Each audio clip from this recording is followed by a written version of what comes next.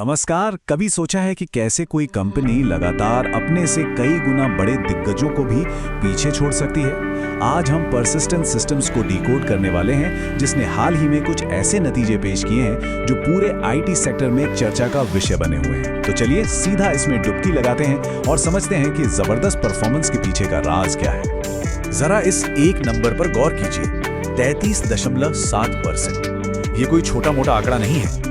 ये persistent systems के profit में साल दर साल की वो जबरदस्त छलांग है जो उसने एक ऐसे माहौल में लगाई है जहां बाकी बड़ी बड़ी आईटी कंपनियां भी स्ट्रगल कर रही हैं। ये नंबर सिर्फ एक नंबर नहीं, ये एक स्टेटमेंट है। तो इस पूरी कहानी को हम 3 आसान हिस्सों में समझेंगे। पहले देखेंगे व्हाट, यानी असल में हुआ क्या, वो चौंकाने वाले नंबर्स। फिर हम पूछेंगे सो व्हाट, मतलब इन नंबर्स का इंडस्ट्री के लिए क्या मतलब है।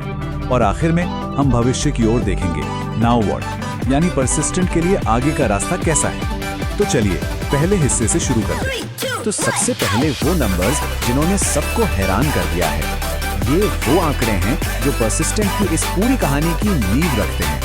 इस टेबल को देखिए, ये ग्रोथ किसी एक तरफा नहीं बल्कि हर तरफा है। रेवेन्यू 25% ऊपर, ऑपरेटिंग प्रॉफिट 30% से ज्यादा बढ़ा और प्रॉफिट आफ्टर टैक्स मतलब शुद्ध लाभ लगभग 34% बढ़ा है। इसका मतलब ये है कि कंपनी सिर्फ बड़ी नहीं हो रही, वो और भी ज्यादा प्रॉफिटेबल हो रही है। इसी को कहते हैं प्रॉफिटेबल ग्रोथ। और अगर ऐसा लग रहा है कि ये सिर्फ एक अच्छे क्वार्टर की बात है, तो फिर से सोचिए, पूरे साल के दौरान भी डॉलर में रेवेन्यू 17% से ज्यादा बढ़ा है। और सबसे कमाल की बात, ये लगातार 24वीं तिमाही है, यानी पूरे 6 साल जब कंपनी ने ग्रोथ दिखाई है। ये कोई तुक्का नहीं है, ये है कंसिस्टेंसी। और हाँ, कंपनी अपने इन्वेस्टर्स को भी नहीं भूली है। 40 रुपए प्रति शेयर का डिविडेंड ये सिर्फ एक पेमेंट नहीं है, ये मैनेजमेंट का कॉन्फिडेंस दिखाने का तरीका है कि हमारे पास भरपूर कैश है और हमें यकीन है कि आगे भी ऐसा ही रहेगा। अच्छा, तो ये नंबर्स अकेले में तो काफी इंप्रेसिव हैं, पर असली कहानी तो तब सामने आती है जब हम इन्हें इंडस्ट्री के बाकी प्लेयर के साथ रख के देखते हैं। तो चलिए देखते हैं कि जब परसिस्टेंट को बड़े बड़े दिग्गजों के सामने खड़ा किया जाता है तो तस्वीर कैसी दिखती है। अब जरा इस स्लाइड पे नजर डालिए, ये कहानी को एक नया मोड़ देती है। एक तरफ परसिस्टेंट की 25% की रॉकेट जैसी ग्रोथ है और दूसरी तरफ टीसीएस, इन्फोसिस और विप्रो जैसे दिग्गज हैं जो सिंगल डिजिट या मुश्किल से डबल डिजिट में हैं। ये कोई छोटा मोटा गैप नहीं है, ये एक ऐसी रेस है जिसमें परसिस्टेंट बाकियों से मीलों आगे निकल गया है। और ये बार चार्ट, ये तो उस कहानी को और भी ज्यादा साफ कर देता है। बाईं तरफ देखिए परसिस्टेंट का ये ऊंचा ग्रोथ टावर और दाईं ओर टियर 1 कंपनियों का औसत। परसिस्टेंट की ग्रोथ एवरेज से लगभग 2.5 गुना से भी ज्यादा है। यही वो वजह है कि मार्केट में हर कोई इस कंपनी की बात कर रहा है। तो सवाल उठता है, भाई ये ग्रोथ आ कहां से रही है? क्या है इस ग्रोथ का असली इंजन? चलिए थोड़ा और गहराई में जाकर देखते हैं। तो ये डोनट चार्ट हमें बताता है कि ग्रोथ आ कहां से रही है। सबसे बड़ा हिस्सा 28% से ज्यादा की ग्रोथ बैंकिंग और फाइनेंशियल सर्विसेज से आ रहा है। और ये बहुत जरूरी है क्योंकि ये वो सेक्टर है जहां टेक्नोलॉजी पर सबसे ज्यादा पैसा खर्च होता है। मतलब परसिस्टेंट सही जगह पर दांव लगा रहा है। और ये सिर्फ नंबर्स की बात नहीं है, जरा देखिए कि इन्हें किस तरह के प्रोजेक्ट्स मिल रहे हैं। एक बड़े नॉर्डिक बैंक का पूरा पेमेंट प्लेटफॉर्म मॉडर्नाइज करना, एक बड़ी ऑस्ट्रेलियन बीमा कंपनी के लिए डिजिटल अंडरराइटिंग प्लेटफॉर्म बनाना, ये कोई छोटे मोटे आईटी के काम नहीं है। ये वो मिशन क्रिटिकल प्रोजेक्ट्स हैं जिन पर इन क्लाइंट्स का पूरा बिजनेस टिका हुआ है। इस सारी सफलता के केंद्र में एक शब्द है जो भविष्य को गढ़ रहा है, एआई। परसिस्टेंट के लिए एआई सिर्फ एक और सर्विस नहीं है, ये उनकी सीक्रेट सॉस है। ये वो चीज है जिससे वो अपना फ्यूचर बना रहे हैं। चलिए समझते हैं कैसे।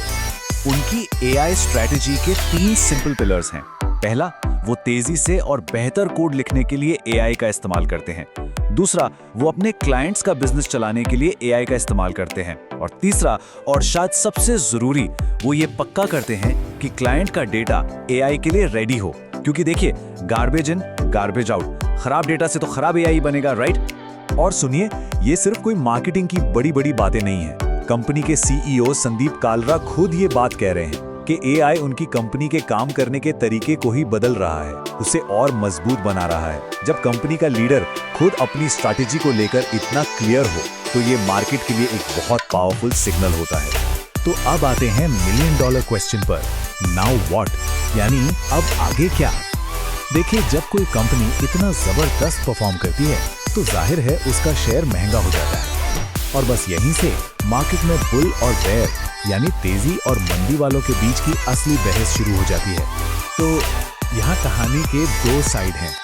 जो बुल हैं यानी जो ऑप्टिमिस्टिक हैं, उनका कहना है कि कंपनी आगे भी 20% की रफ्तार से बढ़ेगी तो ये कीमत जायज है। लेकिन जो बेयर हैं वो कहते हैं, एक मिनट रुको, ये स्टॉक अपनी कमाई के मुकाबले इंडस्ट्री एवरेज से डबल से भी ज्यादा महंगा है। इसका मतलब मार्केट ये मानकर चल रहा है कि यहाँ से सब कुछ बिल्कुल परफेक्ट ही होगा। तो अपनी इस प्रीमियम कीमत को जस्टिफाई करने के लिए परसिस्टेंट के सामने कौन कौन सी चुनौतियां हैं, चलिए जरा आगे के रास्ते में जो रिस्क हैं उन पर भी एक नजर डाल लेते हैं। तो देखिए, आगे का रास्ता आसान नहीं है। एआई पर जो इतना भारी इन्वेस्टमेंट हो रहा है उससे मार्जिन पर प्रेशर आ सकता है। अगर ओवरऑल आईटी सेक्टर में ही स्लो डाउन आ गया तो जाहिर है इन पर भी असर पड़ेगा। और सबसे बड़ा रिस्क एग्जीक्यूशन का। क्या ये एआई में किए गए सारे इन्वेस्टमेंट को असल में प्रॉफिट में बदल पाएंगे? ये वो सवाल हैं जो इन्वेस्टर्स को सोचने पर मजबूर कर रहे हैं। तो आखिर में हम आपको इसी एक बड़े सवाल के साथ छोड़ जाते हैं। क्या एआई पर खेला गया परसिस्टेंट का ये दांव इतना बड़ा साबित होगा कि वो इसकी प्रीमियम कीमत को सही ठहरा सके? क्या ये वो कंपनी है जो भविष्य को परिभाषित करेगी, या फिर एक ऐसी कंपनी जिसका बेस्ट टाइम अब पीछे रह गया है? इसी सवाल का जवाब परसिस्टेंट की आगे की कहानी लिखेगा। हमारे साथ जुड़ने के लिए धन्यवाद।